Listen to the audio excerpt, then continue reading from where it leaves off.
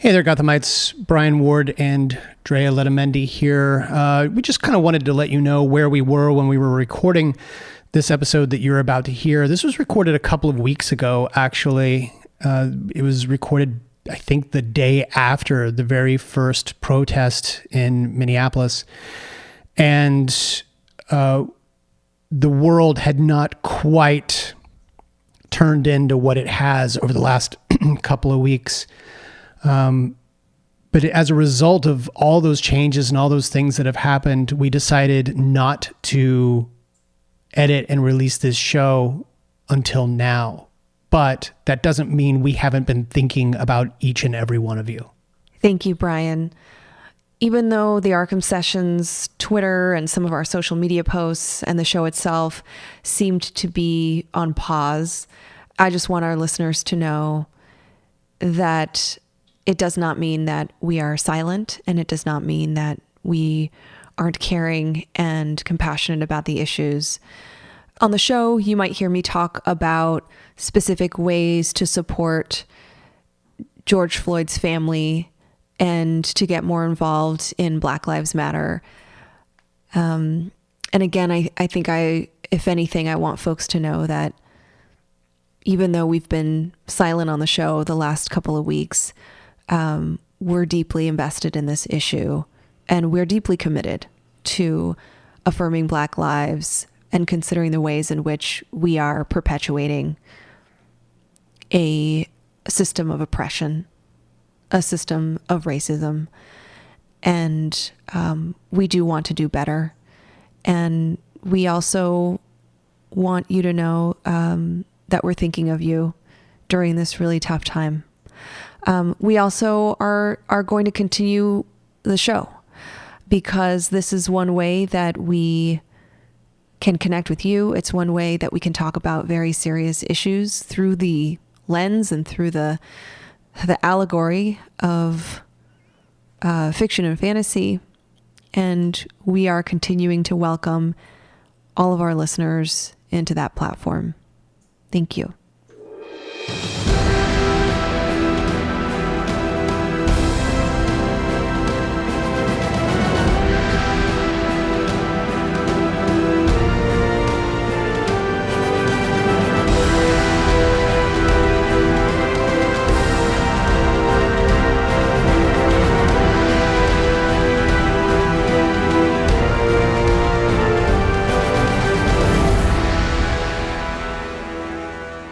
Hey there, Gothamites. Welcome to another episode of the Arkham Sessions. My name is Brian Ward. With me, as always, the psychologist to the superheroes, superheroines, and supervillains of Gotham City and beyond, Dr. Drea Letamendi. Hello, Drea. Hi, Brian.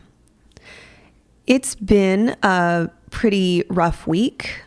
Certainly, this has been a climate in the U.S. in particular of a lot of violence in the media, a lot of grief and loss. As we get started with our show, I just wanted to name the challenges and difficulties with what we're seeing. And for me, I'm compelled to just name that a lot of us are grieving and a lot of us are working through ways to handle these incidents of oppression and racism and violence, in particular against and in perpetuation of the oppression of our Black community members. And I know this show isn't about addressing like what's going on in the news. Most of our shows are actually about things in pop culture that have taken place like during our childhood. Like a lot of our work is digging up these stories and narratives and then talking about what it means to us now. So I just want to honor that our show really is about uplifting people and thinking about how we're learning more about ourselves and our resilience and our growth. And that's what we're going to do today. We are not a show that necessarily talks about the climate, but I felt necessary to just mention that this has been on our minds, and we know that our listeners are impacted. I also want to say, if you're feeling tired, this week has been tremendously heavy. Yeah. And we're thinking about you. I do want to name that if there's something you would like to do in honor of the murder of George Floyd, you can go to the GoFundMe that's been developed to support his family. It's at www.gofundme.com/f/George Floyd.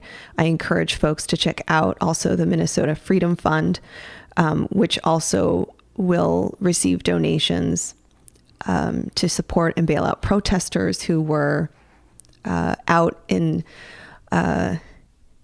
the communities, voicing their feedback, their concerns, the outrage about what's going on.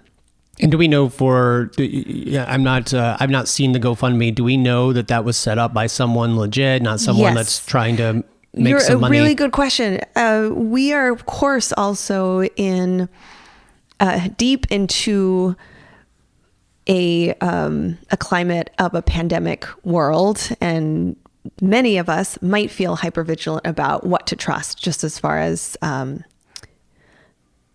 where our donations will go and how help is received. So yes, this has been confirmed that this GoFundMe was created by George Floyd's brother. So I also want to say, if folks have other resources that they would like to share with us, please let us know and we'll continue to post them. Yeah. In support of our communities, in allyship, in our tremendous efforts to pause, to recognize what's going on, to listen. And also, again, in efforts with what we do on the show to provide moments of explanation, of discovery, of exploration, to better connect with one another, to understand one another, and to move away from silence and, blindness to self-betterment, to a sense of increasing knowledge about one another, which really is why we do this show. Yeah, I want to piggyback on something that you said there at the top, and that is, yes, of course, our show is meant to be entertaining, but more than anything, it's meant to illustrate what we see in the real world. You are using these pop culture references as illustrations for real life psychology. So it's to help you understand, using these animated series from our childhood or the Doom Patrol, so that when you do see things out there in the media or out there on the street or in your own home, you can hopefully recognize what you're seeing based on some of the things you have heard in our podcast. So I think it is important to note that, no, we are not a topical show, but everything you're hearing from Drea, a licensed psychologist, who is on the front lines on a COVID-19 task force at a major university, all of this stuff that we are talking about can be applied to your day-to-day life and what you see around you. So we just want to make that clear. So while we don't talk about it often, it's not that's not the purpose. So thanks for giving some space for that. Appreciate it. Yeah. Okay, on to the show. Yeah. So we're talking about Doom Patrol, episode 12, Cyborg Patrol. The last thing we saw in the previous episode, Cyborg was abducted from the normalcy, the Bureau of Normalcy, and we don't know where he was headed. I had kind of an idea. I forgot that there was a tag at the end of that episode where we saw him at the ant farm. And he was. So what is the ant farm? So the ant farm is exactly what you would expect. It's a series of tunnels and doors where they are keeping all of these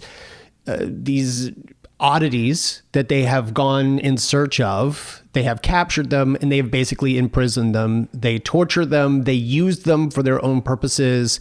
They might brainwash them or give them treats to encourage them to go do things for the Bureau of Normalcy, as we learn.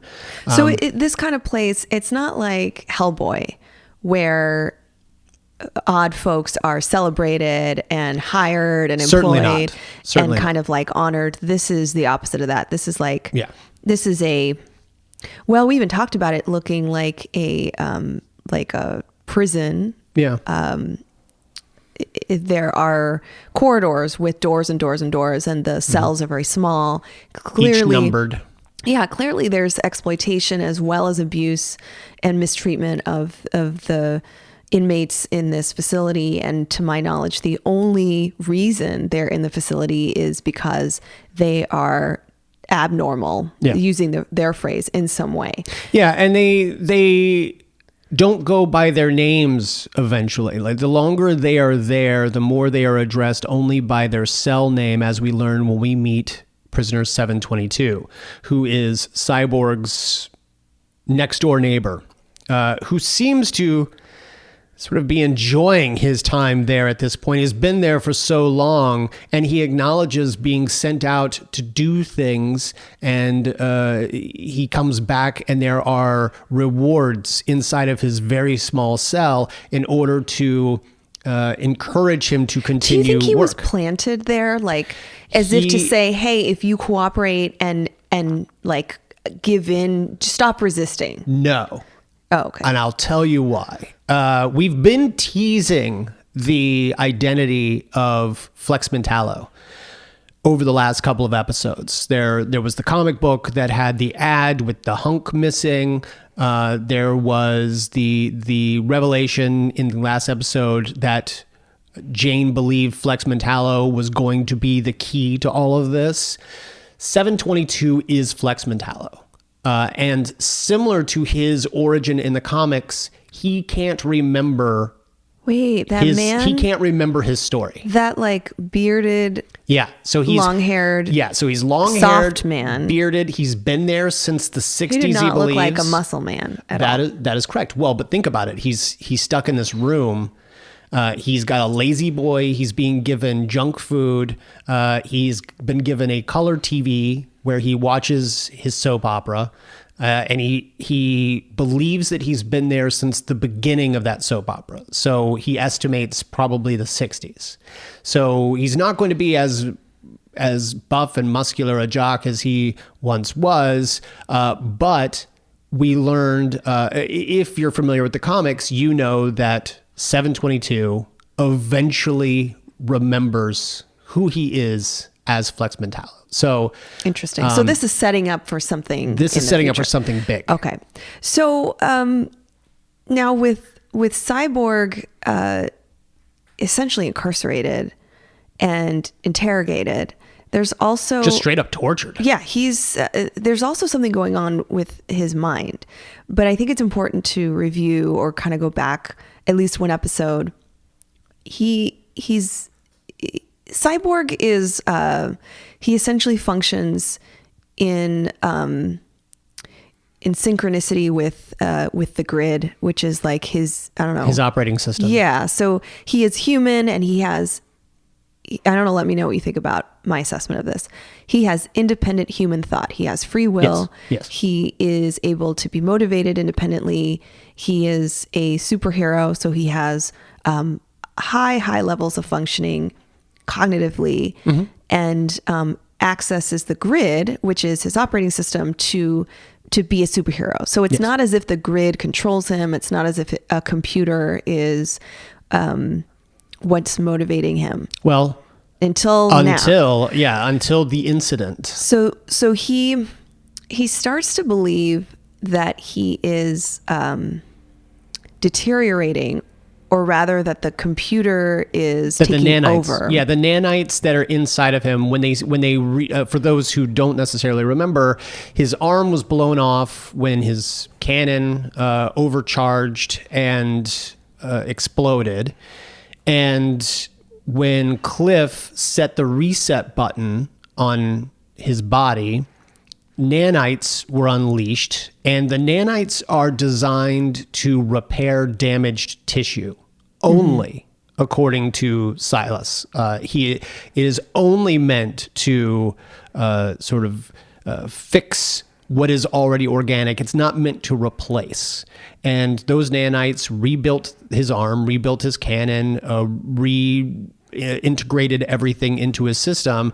And Grid revealed in a scene a couple of episodes back that due to this, Vic was now a little more cybernetic than he had been before. So the nanites are clearly sort of taking over the body a little bit, and Grid is becoming a little more independent in its operations. Mm-hmm. So it is being given the opportunity to take over if it believes that Vic is in danger.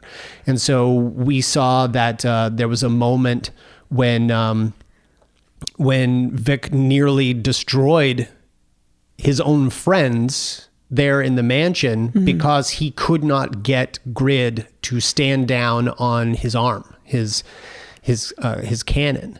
And so it's kind of like a robotics function that parallels the internal human protective mechanisms. Like, when you're in fight or flight mode, or when you're being threatened, your adrenaline increases significantly and your strength seems to increase. Like, there's all these sort of different reactive functions that people have. It also mirrors the classic AI debate, which is the idea that similar to the HAL computer in 2001, people talk about how HAL was a murderous computer because he wanted to kill the occupants of the ship. But in truth, HAL was simply given a mission and saw the human inhabitants as being obstacles to succeeding in that mission, and therefore, when he, believed that they were going to shut him down, he took over and started to do things that could be considered monstrous. Which, according to Asimov, if you're following the laws of robotics, what is it? The second rule.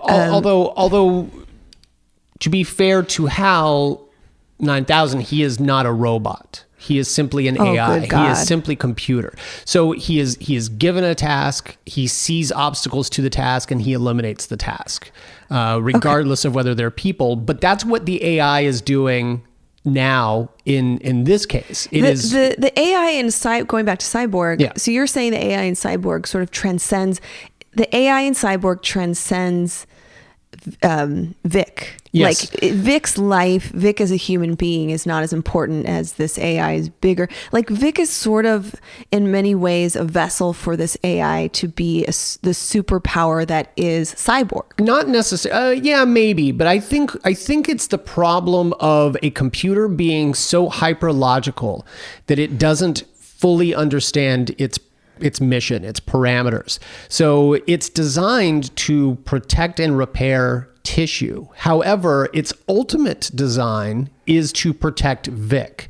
And if the organic nature of Vic is what's hurting Vic, it's going to destroy the organic nature of Vic. So why is the organic nature of Vic hurting Vic in this instance? Well, so you have his brain. His brain is, this sort of goes back to that Paul Jenkins idea of Wolverine, that Wolverine can't remember his own traumatic past because his healing factor has decided that it's doing him damage, and therefore the healing factor has suppressed those memories or destroyed them. Mm-hmm. In this case, I think Vic is doing himself damage by perseverating on this idea that his father doesn't love him for who he is. He believes that he appreciates him more as a piece of work, as an experiment, than he does his own son. So this idea is poisoning the well. Vic is doing bodily harm to himself. We saw, he takes a scalpel and cuts into his own bicep in order to probe himself. He is doing damage to his own body. And I believe at this point, the grid is taking over and is saying, hey, look, you would probably be better off if you were all machine. So we're going to make you machine so that you can't hurt yourself and that others can't hurt you as well. It's also, that's really interesting. It's also addressing the damage the trauma is doing. Yeah. So Vic, and some things sort of change later. So in the beginning of this episode in particular, Vic is struggling, just like you said, he's struggling with the concept that he is a machine, or turning into mostly a machine, and losing his sense of humanity.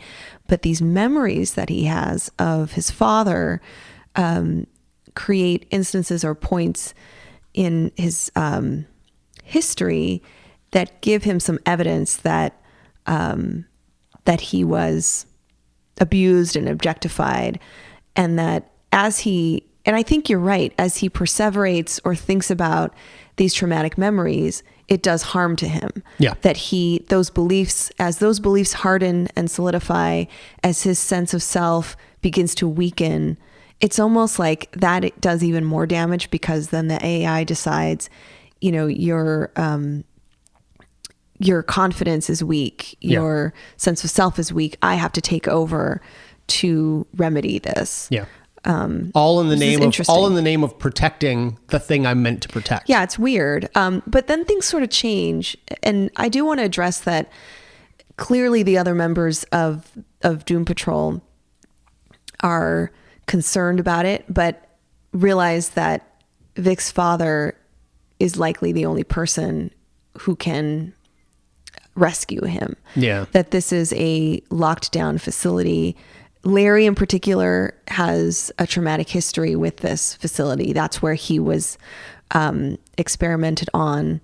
That's where he spent a good amount of time in one of these cells and in one of these torture rooms. And until we learned that Niles is the one that set him free. Yeah. So while Niles was there, he rescued Larry from this. And we've seen Larry, particularly in the Danny the Street episode, we saw the kinds of treatment that Larry was being doled out from these folks.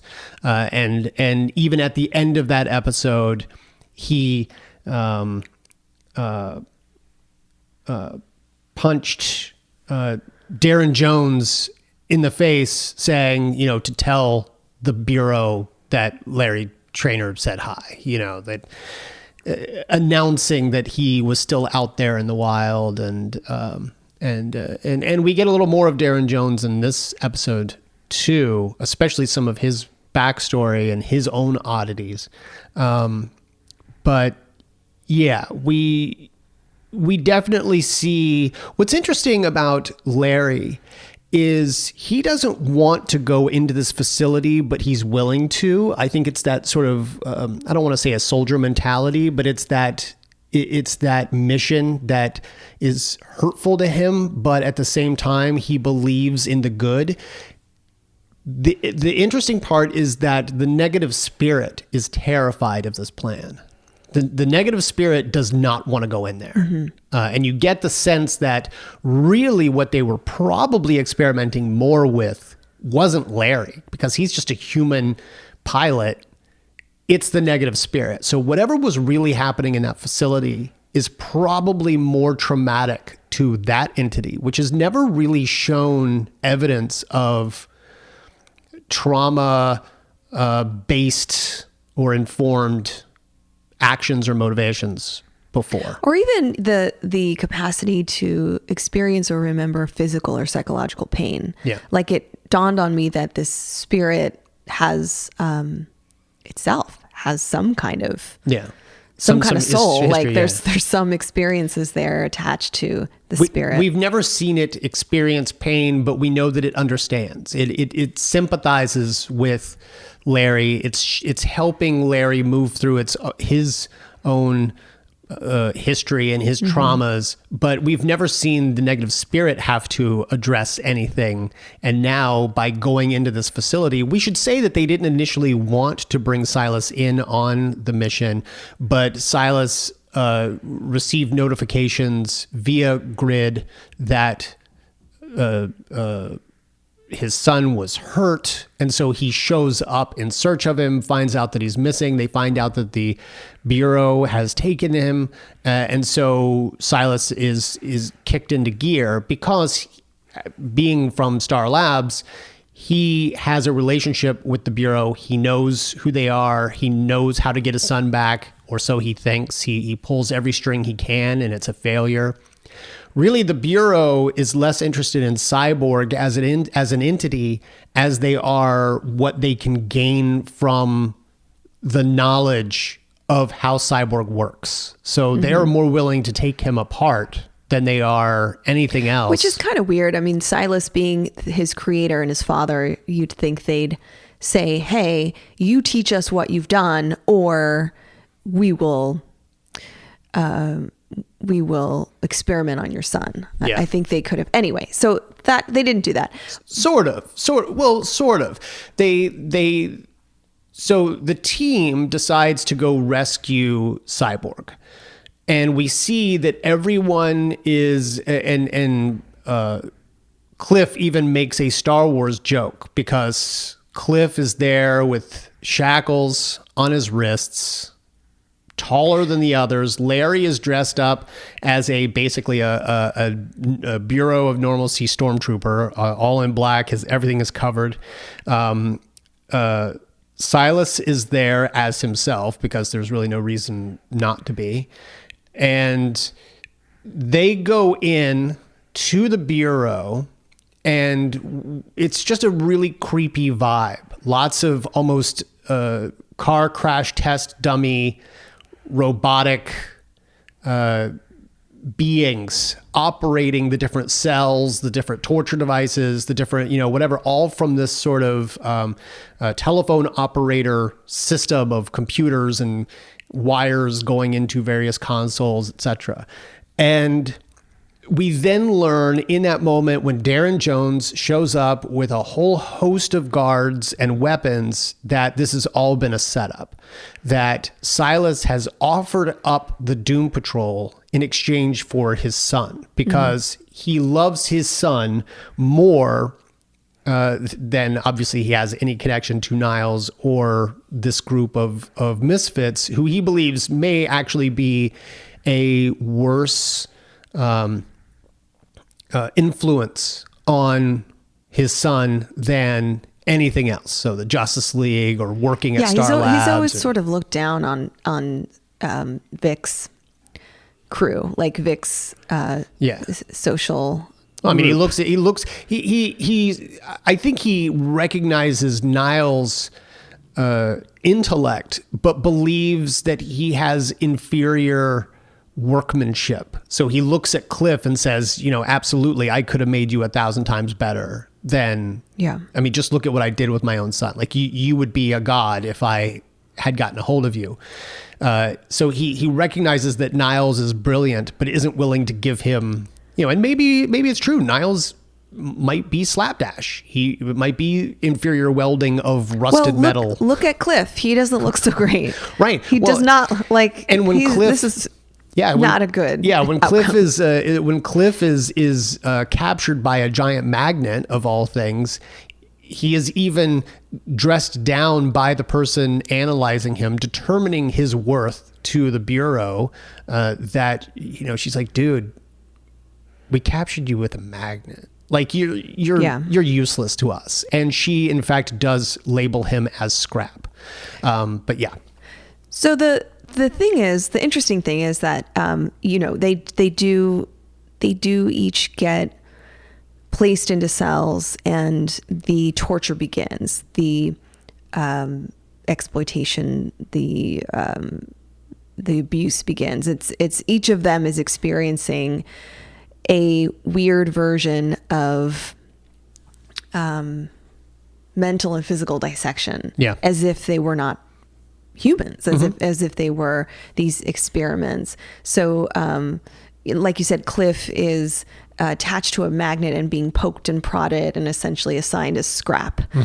Jane is she's tied up in a room that is covered in plastic, very Dexter style. So I was thinking about Dexter, and then she did call her assailant Discount Dexter, and I felt good about that.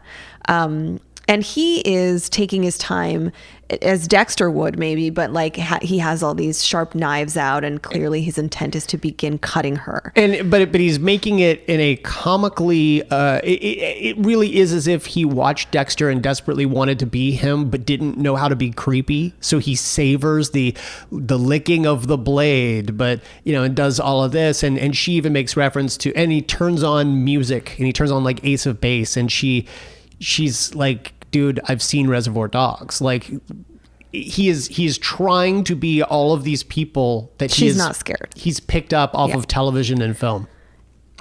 It's interesting because her identity or identities are characterized as dysfunctional, right? Split, dysfunctional. She has a lot going on as far as her psychology. And it's interesting that what is the torture or the situation that she's put in is with this man who wants to remind her that she's hurt him, right? Because this is the man, I guess she punched him really hard in the last episode. She broke his arm. Yeah, so he's verbally pretty aggressive with her, and so I think in that scenario she's potentially facing the most gruesome kind of torture versus some of the others. And what's interesting is he's pulling out the old U.S. military tactic of playing bad music really loud to sort of bring on the torture even more.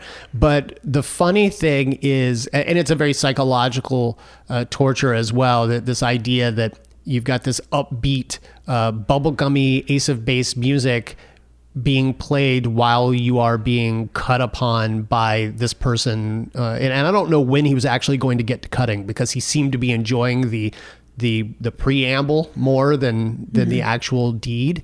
But interestingly enough, it's that technique that gets him in trouble, because he accidentally, the CD starts skipping, and he presses a button, and it goes to a love song, which then summons Karen to the spotlight, and Karen then uses her force to make him enamored with her, because that's their song. Like Karen. So Karen is one of the personalities that is fixated on 90s love. Romance movies, but not just any love, like true love. And so she has she's brainwashed. She has a technique where she can brainwash men into essentially falling deeply in love with her.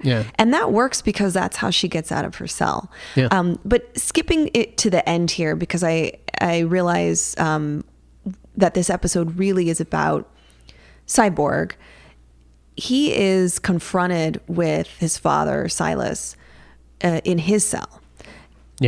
And up till that point, he's really been tortured by these intrusive flashbacks that for Cyborg come in the form of actual video. Actual video clips. These are high-tech security camera footage that is just being replayed in his brain over and over. It's weird because it operates as a memory, because these are his experiences, but they're also they're not just his visual images. But what's worse is they're not just memories, because memories, as we've talked about, can be faulty. When we're talking about we talked about it in Batman the Animated Series, that the episode POV, I think, where you can't always remember things exactly the way they were. And then, and in this case, he's not remembering them. It's not a faulty thing. It is a objective point of view from above, showing him exactly what happened and showing that it's his fault. He's the one who broke the stuff that exploded and did all of that. So it's not even a torture of your own memory being wrong. It's no, objectively, this is what happened. You did it. Here's video footage of it, and we're just going to keep showing it to you over and over again. So at this point in time, it's as if his brain is feeding him these repeated images that serve as reminders that he is responsible for the death of his mother in particular. Yeah. So going back to the origin of Cyborg, he is having an argument with his mother in the lab. He decides to, he has a tantrum and gets angry and impulsively does that thing where you take your arm and just smash everything on the table. Which I've never had that impulse. You've never done that? No. We see it a lot in media. We see it a lot in film and television where you just clear a desk. There's two times you do it. You do it before you have sex with somebody, or you do it because you're so angry that you need to relieve or release this deep rage within you, and you just take your arm and destroy everything, fling everything off the table. When he does that in the lab, he ends up causing an explosion that is significant and so powerful that the building sends him and his mother out to the front. Yeah. He survives with serious injuries, and she dies from the incident. So he has always held a responsibility. He's always felt accountable for the death of his mother. But something is happening in his brain now where this memory in the form of a video keeps repeating in his mind. And there are these, I don't want to say voices because they're not hallucinations. They're actual recordings that he's listening to. And for some reason, they continue to permeate his mind to the point where he is, now I wouldn't say like he's going crazy, but you know what I mean? Like he is. Well, it's like the effect that like someone with tinnitus, like it's just the constant, and it's not just the video recordings. It's also the system that he keeps trying to shut down. Grid keeps repairing itself and rebooting. Yeah. And it's constantly asking in the same way that a child going, are we there yet? Are we there yet? The grid keeps saying, God. Would you like me to run another diagnostic? Would you like me to run another diagnostic? Would you like me to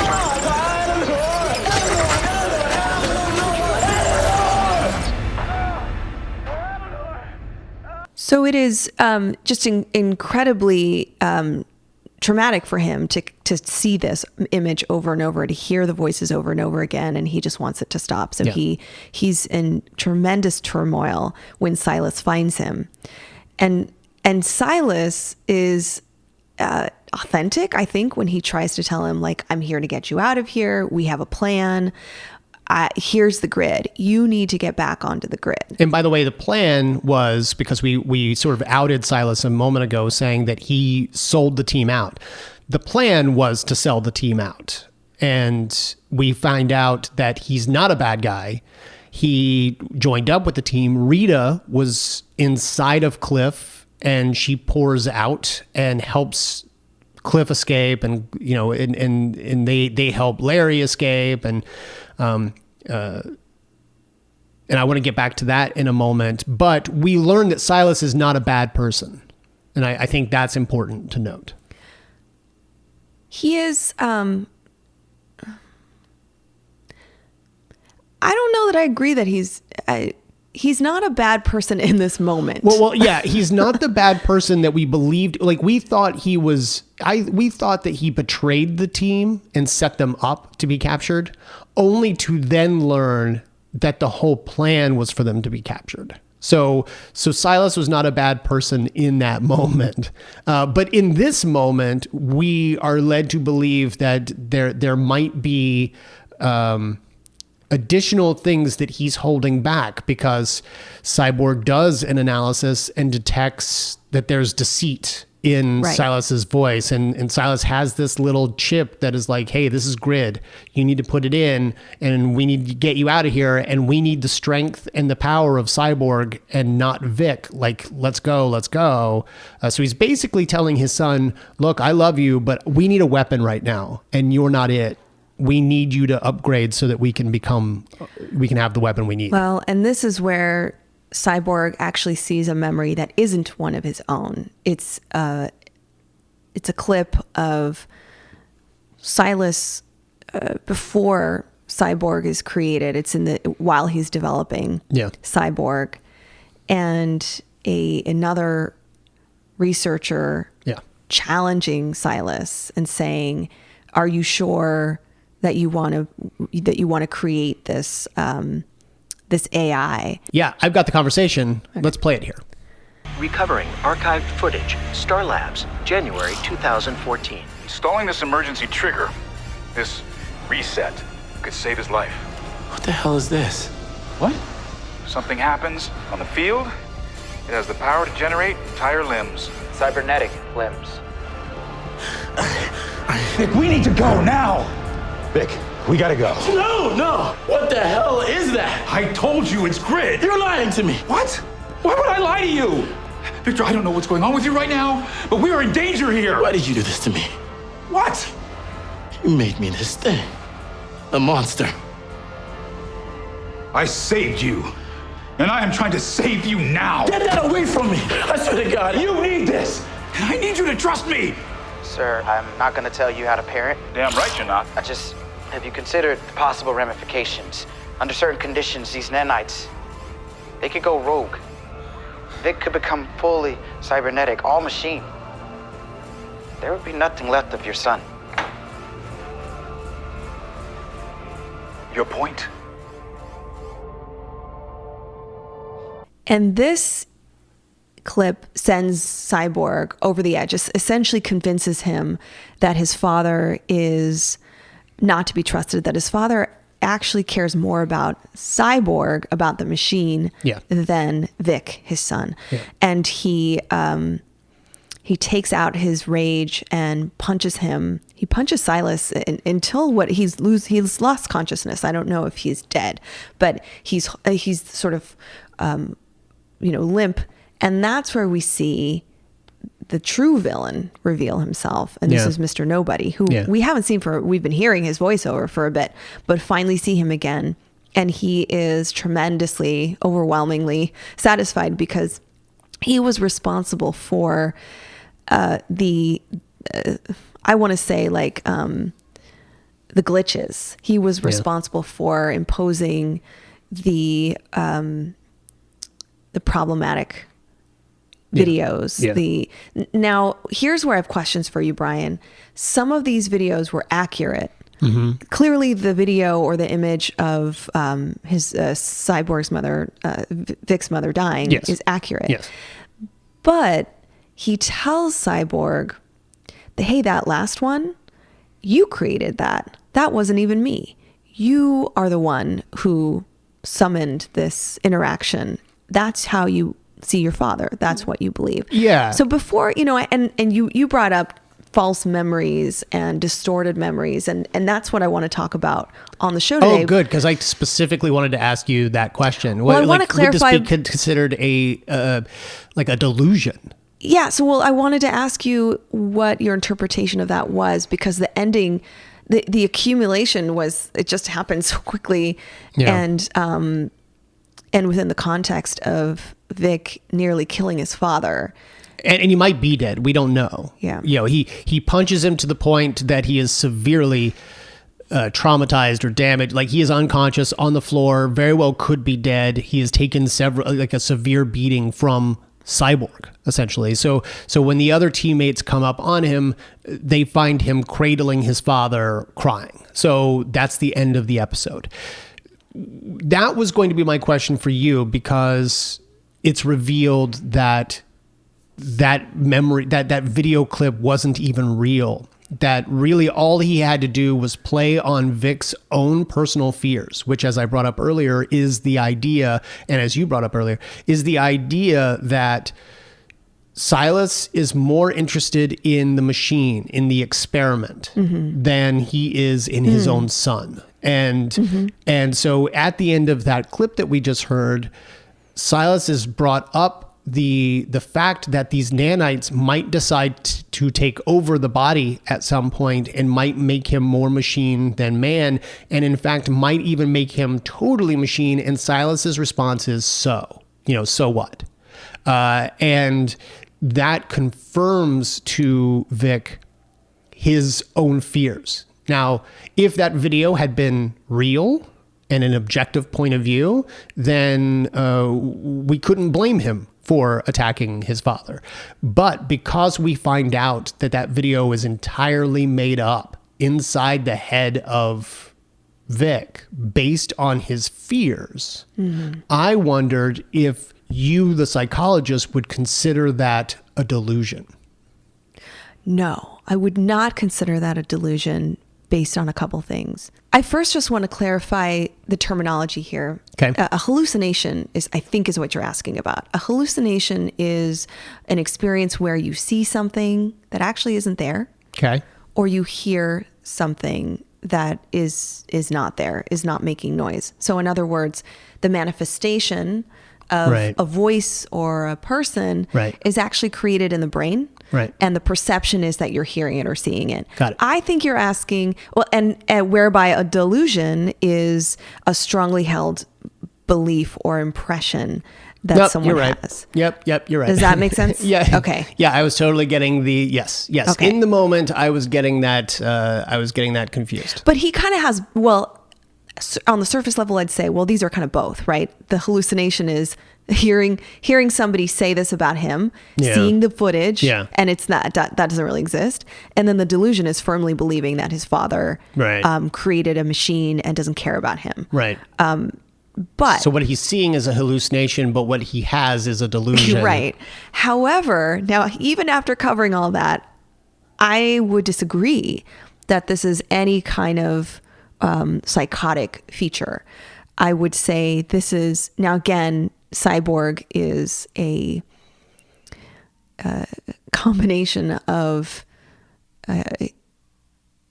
humanity and cybernetics. He is science fiction. So we're going to have to kind of make some parallels here. We're going to map over what I would say a normal human brain would be like. Yeah. He is likely experiencing distorted memories, maybe even false memories.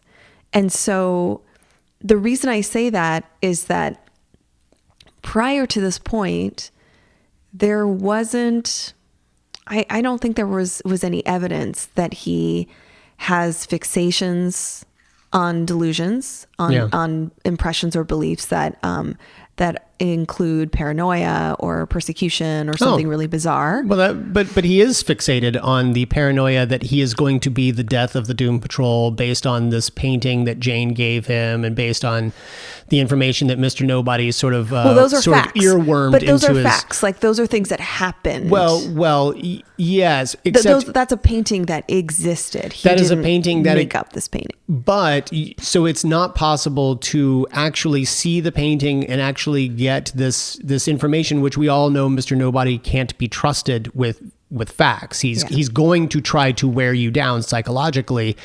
The difference is Vic is now fixated on that. He is now turned his own fear that he, the machine, will kill all those around him, that he is now no longer operating at a nominal level. Well, and tremendous fear, a fixation on the future, a fixation on doom and gloom. Like those aren't delusions necessarily. Those could be severe anxieties and apprehension. So this will sound like a weird transition, but the other day you were watching an event, a live event, of an important, monumental. Oh, the launch? Yes. Okay. So I almost saw it happen. You almost saw it. So what happened? I watched the lead up to what would have been the first launch of American astronauts on American soil in 9 years. And the first time Americans had launched from a brand new spacecraft, that being the SpaceX Dragon, that would be the first time since the space shuttle. So, about 40 years ago. And they got to 16 minutes before blast off, and it got scrubbed.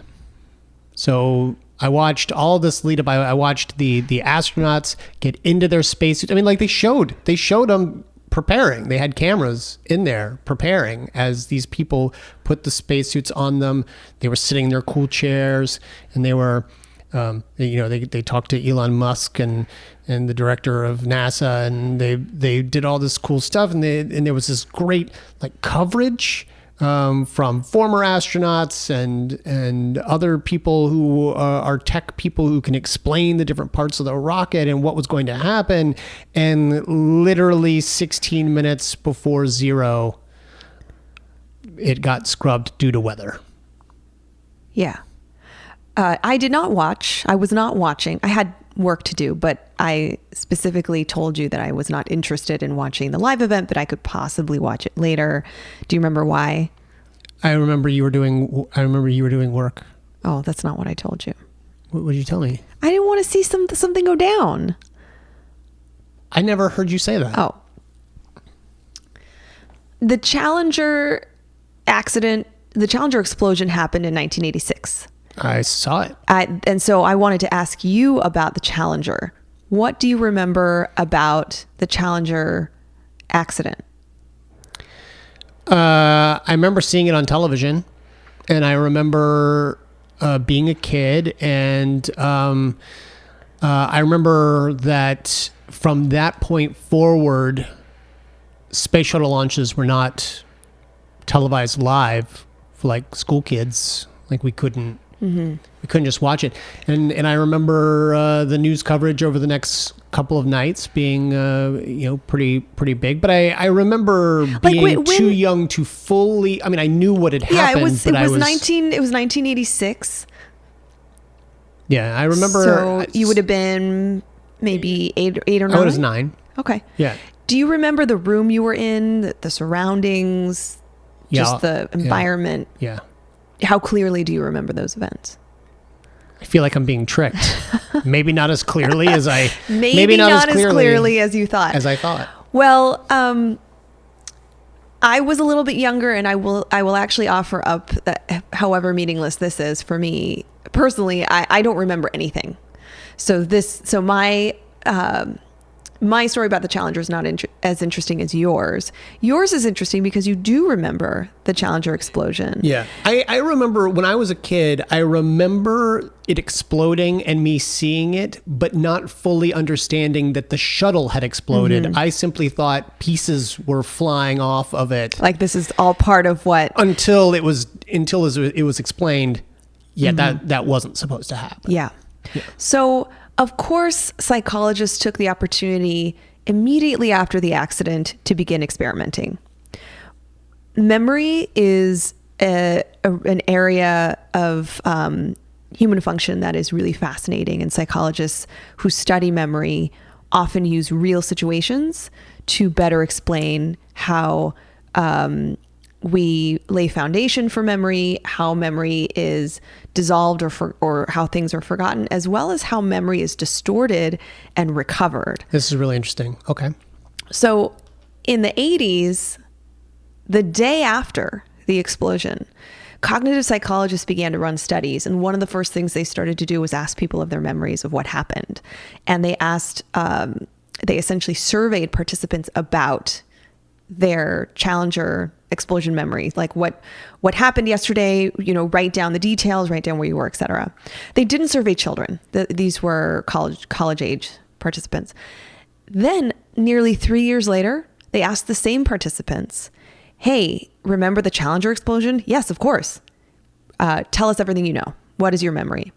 And it turns out that the people who were surveyed 2.5, 3 years later their memories of the Challenger explosion were vastly different than what actually happened or what they actually reported the day after. Not only were the memories so different, but their conviction in it, because they asked like how solid, how accurate do you think your memory is of this event?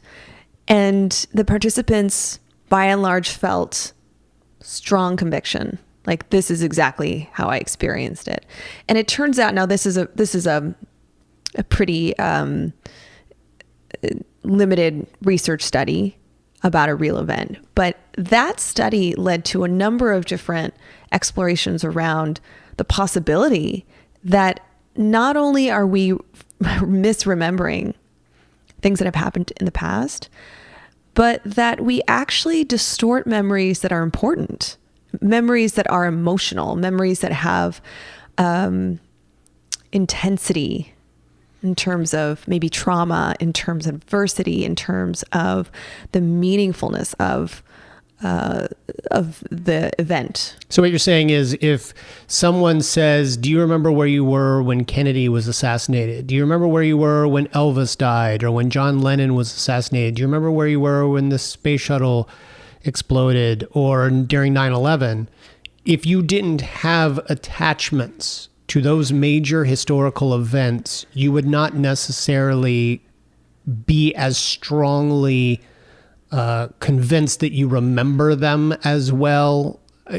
Well, it turns out if you don't have an emotional attachment to an event, you may or may not. It doesn't necessarily mean you wouldn't remember it. Yeah. And I think that's where the misunderstandings or the misconceptions about memory begin to form. It is true that when we experience something that's emotional, it is more likely that we will remember it. So you will likely remember your first kiss than a random kiss you got 10 years ago, which hopefully wasn't your first kiss.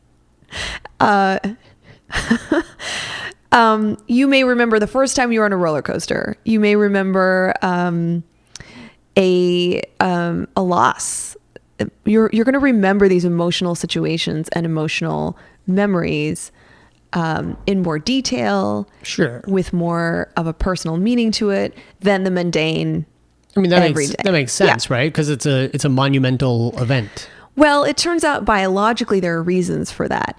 Memories are formed through a part of the brain called the hippocampus. That's kind of where memories are processed and formed.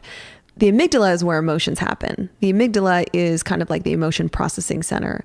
When those two brain functions or brain systems operate together, a strong emotion, an intense emotion, and a memory system, then you have a pattern of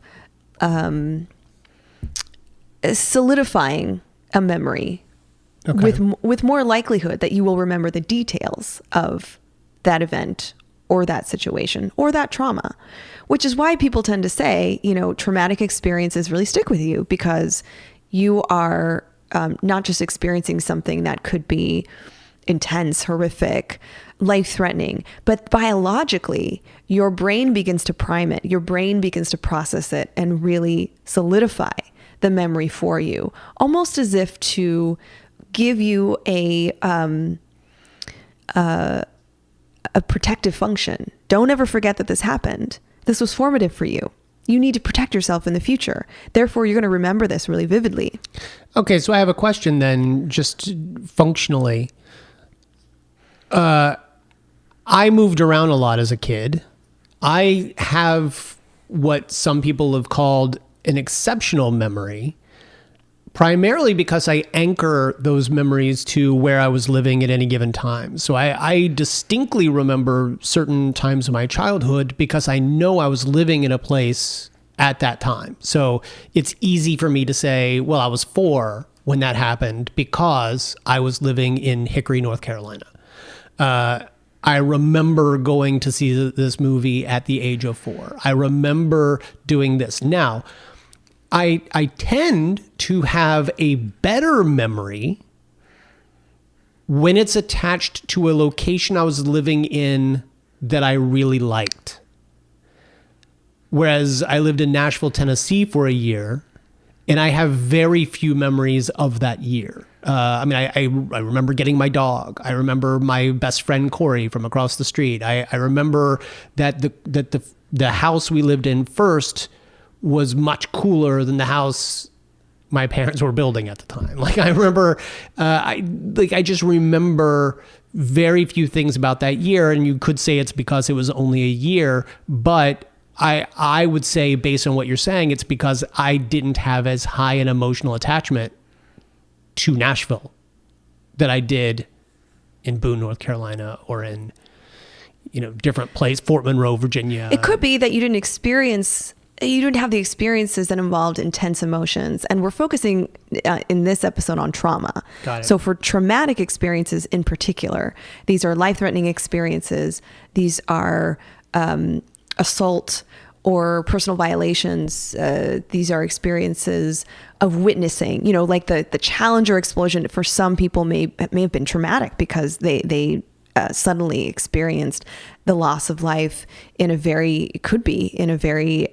alarming, horrific way.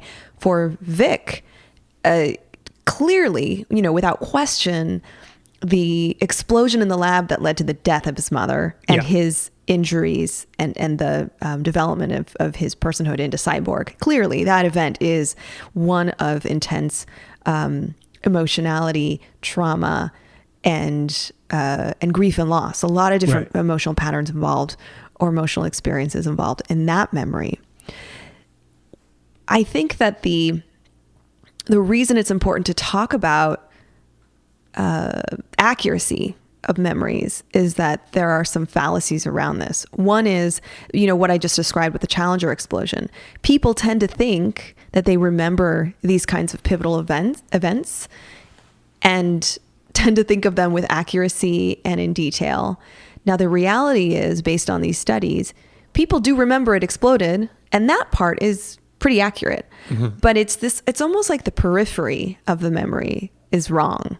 Where they were, who they were with, what time it was, so psychologists are really interested in how memories get distorted. And what they learned from these Challenger studies is that, one, that people tend to misremember the periphery, like the details of the situation. And two, they are convinced. So the accuracy is wrong, and their belief in their accuracy is wrong. So they're unreliable, which we've talked about police reports and eyewitness testimonies, things like that on the show before, and how people can be convinced of something and yet they're wrong. They're not accurate. Sure. Our brains are primed to fill in gaps because we don't have the need to know and remember every single detail of our actions. That's unnecessary. So it turns out that remembering the Challenger explosion, but not the details, like the environment, the people, the time of day, the day of the week, our brain doesn't remember those things because it's not essential for survival. It's not essential for functioning. Those kind of they aren't primed. They aren't solidified into, they're not cemented into the memory. Right. So when you told me the other day that you washed the dishes, that I opened the dishwasher and the dishes were still dirty. Oh, no. Hold on. Hold on. So let's go through this. Okay. It turns out that you probably, and you said, no, I remember. I filled the dishwasher. I closed the door. I pushed the button. No. I closed. I put in the soap. I closed the door. I pushed the button, and I said to you, I believe you. I believe that you remember you did all those things, but I don't think you pushed the button because this is clearly a dirty dishwasher. Now, this is why this conversation is important. You do remember doing all those steps. Yeah. But it doesn't make sense for your brain to have actually cemented the memory, and you actually didn't press the button.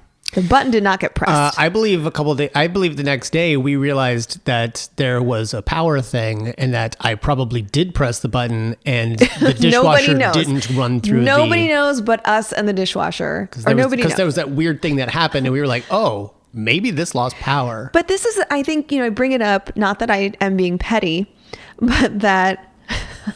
Nope.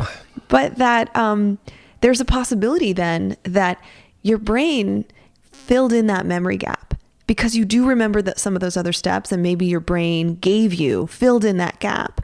And for Vic then, this goes back to the show, I promise, for Vic to essentially create a memory based on, now he created a full conversation in his brain that happened, that you were right, were about that memory or that scene was a manifestation of his core fear that his father doesn't really care about him or love him, that his father only cares about the machine, the superhero machine. The fact that the villain names it and says, I didn't even have to implant that memory. I did some other messed up things in there, but I didn't implant that memory. That came from you, is an example of how we might even fill in the gaps. So again, for people to remember 9/11, the Challenger explosion, and maybe some personal traumas that they've experienced in their lives, not that those other traumas aren't personal, it's very likely that some of those memories are unreliable. And this, of course, leads to the controversy around recovered memories. And in the 90s, actually all through kind of the late 1900s, psychology and the field of psychology was pretty fixated on this concept of recovered memories. In particular, childhood traumas, even more particular, childhood sexual traumas. Are these repressed, forgotten, buried, and then can they be recovered through therapy? And some therapists even went into a specialty of memory recovery. Now, this has been examined and discussed, and even some studies demonstrate the possibility of implanting false memories. There are studies that show that psychologists or psychology-like figures can repeatedly give you a story over and over to the point where you believe it has happened to you. Now, you're a fan or even my understanding was there are questions and ways they can say things that make you believe that you remember these things. Overtly or covertly. So you and I have seen, well, you're a fan of Darren Brown. Well, so what you're saying is, because here's the thing is when it comes to the dishwasher thing, I remember you being right next to me and saying that clearly sounds like the dishwasher's going when I did it. And in about an hour, I'm going to say the exact same thing. You were in there with me. Okay. When I pressed that button and the dishwasher started running and you were like, oh, you're doing the dishes. And I was like, yeah, I am. Remember that? Let's get back to this. Okay. Put a pin in that because there's another study that shows you're wrong.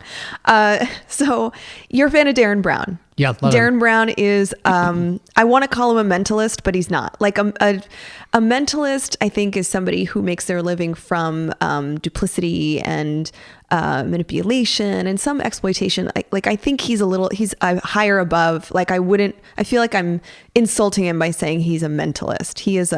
He's somewhat of a, he's a performer, but but he also educates people through his performances. Yes. And something that he's shown us is actually how you can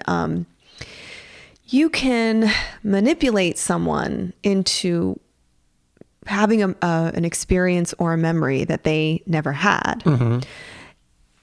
And, again, going back to the field of psychology and its exploration of false memories, enough studies have shown that it is possible with repeated attempts for somebody to receive information or receive a narrative and begin to believe that it belongs to them. And the reason why that's important is if that narrative is one of trauma, if that narrative is an interpersonal violation in the form of assault or abuse, that can be incredibly impactful and formative for that person. Imagine someone in their 30s or 40s, so-called learning that they were abused when they were 6 years old or 3 years old. It is a transformation psychologically. It is horrific, right? And so to also then learn that that could be a false memory is also incredibly disturbing. So I think what I'm trying to say is what happened to Vic. Now, he was essentially, his brain was filling in the gap with the assistance of this villain, Mr. Nobody, with the assistance of this technology that was already starting to run rampant in his brain. And his, like you said, which I thought you said really well, his core fear. All of this intersected with this to result in this manifestation of this, what I would consider a false memory. Now, you mentioned the dishwasher.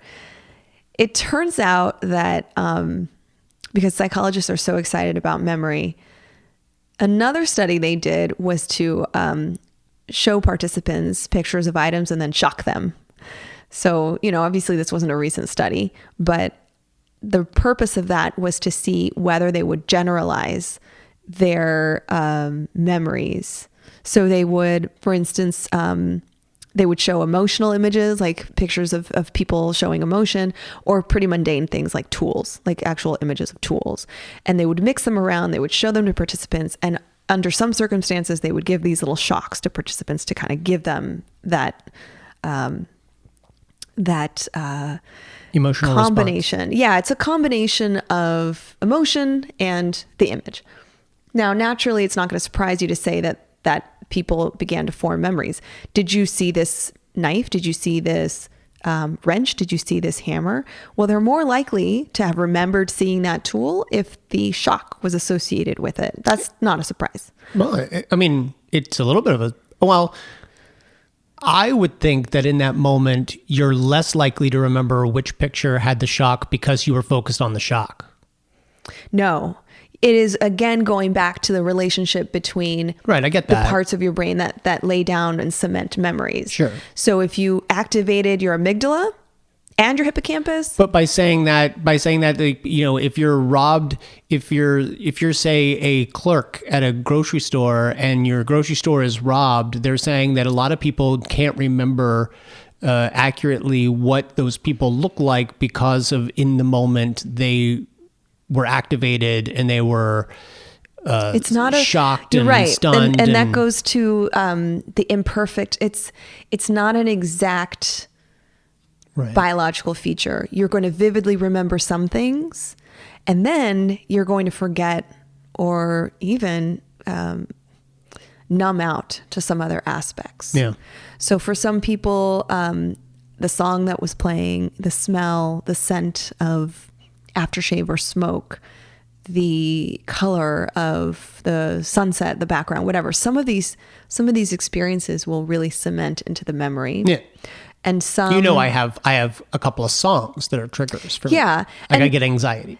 And some memories, some cues are fade into the periphery. And again, it's because the brain is only able to process and cement some features, not every single detail.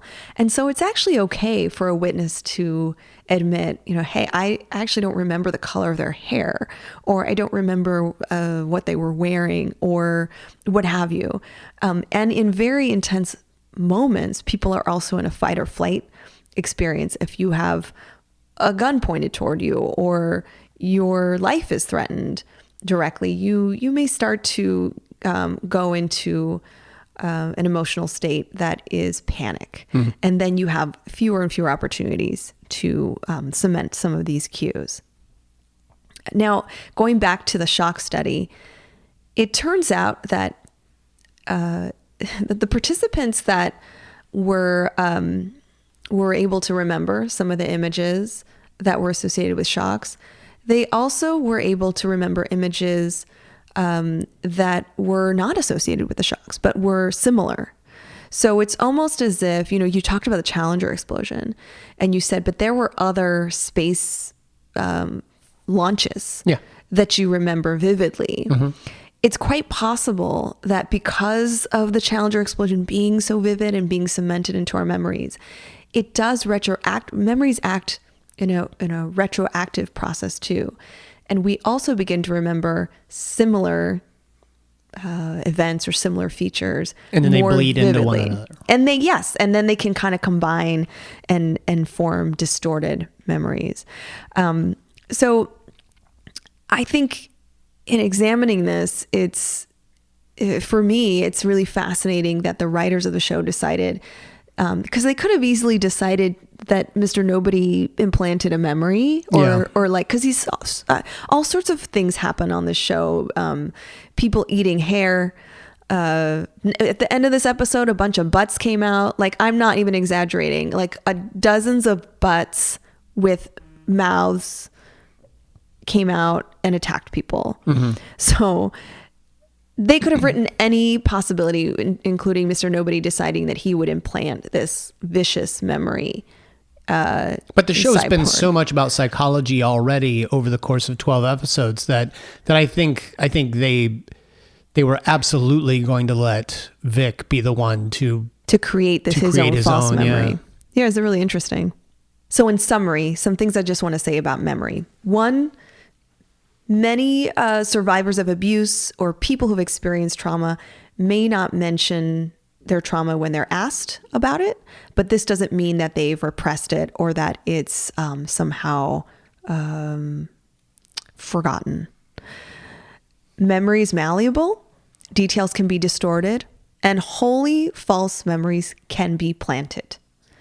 And then finally, just because a memory report is detailed, confidently expressed, and the person is just has strong conviction that it happened and is emotional about it, that does not mean that it reflects a true experience. So false memories can have these features. In other words, someone can say, through tears, I know this happened, I believe it is true, and I'm upset about it, right? Now their experience of being upset is real, but it is possible that the memory is false.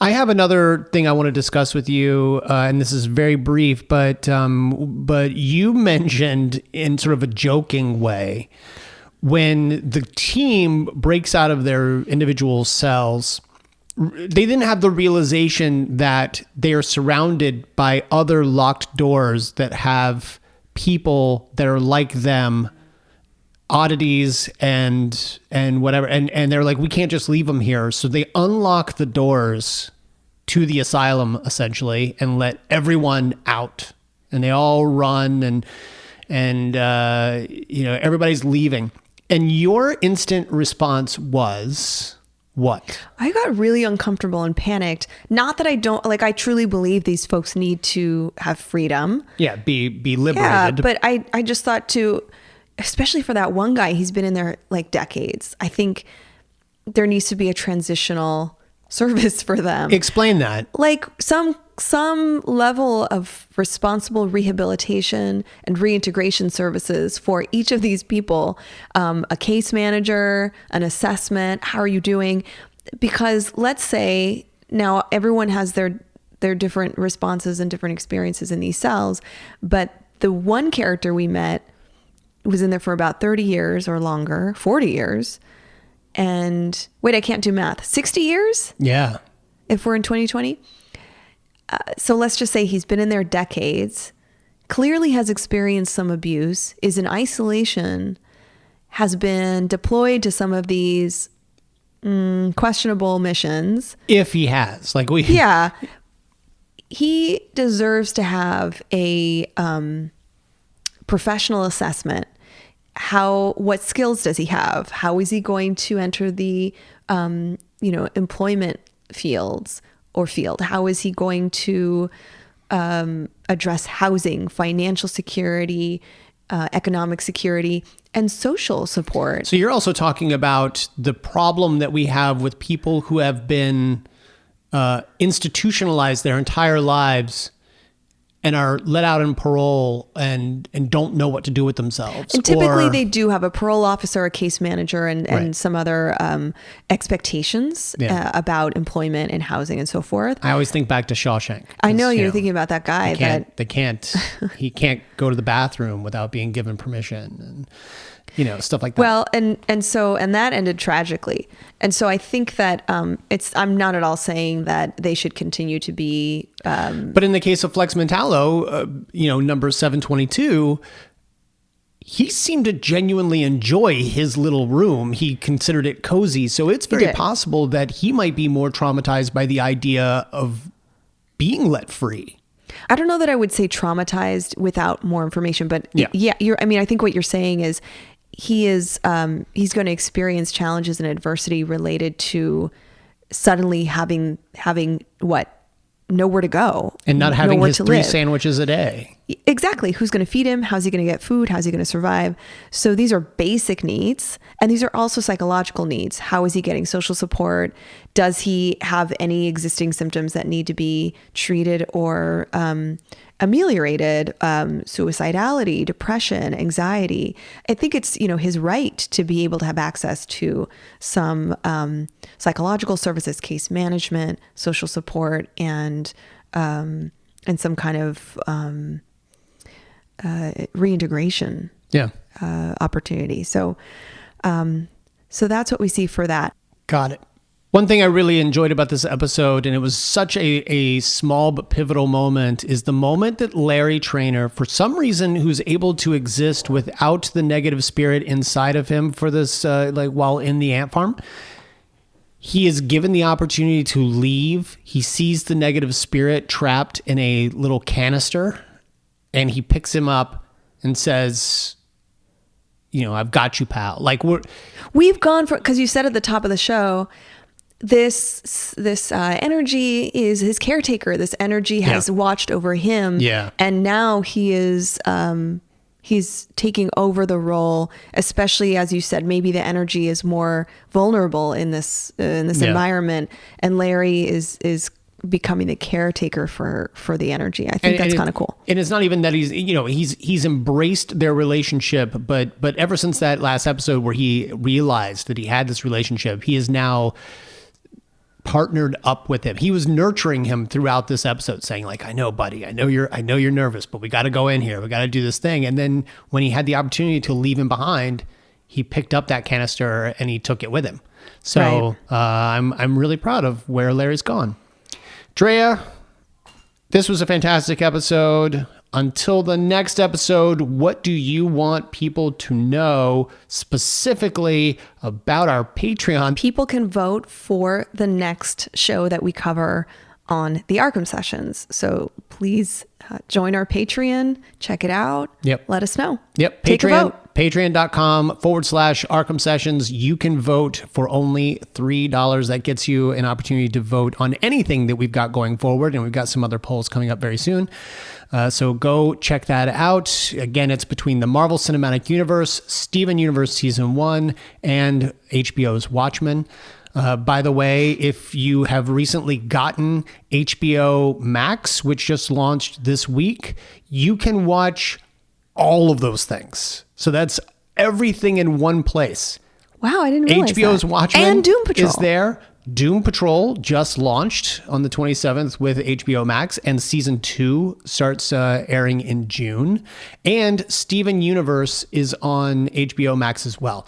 So all 3 things that we have the opportunity to cover starting very soon will be in one place. So go tell us what you want to see and check it out.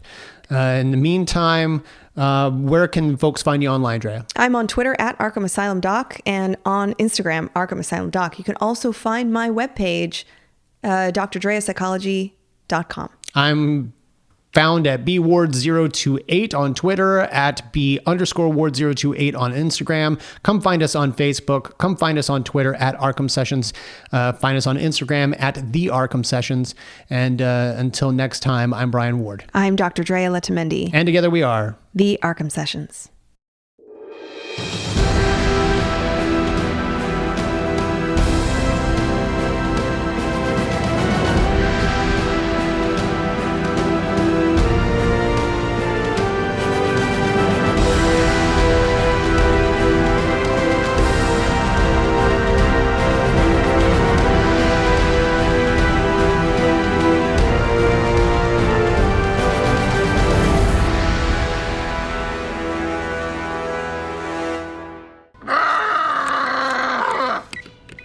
Seriously, no one saw Star Wars?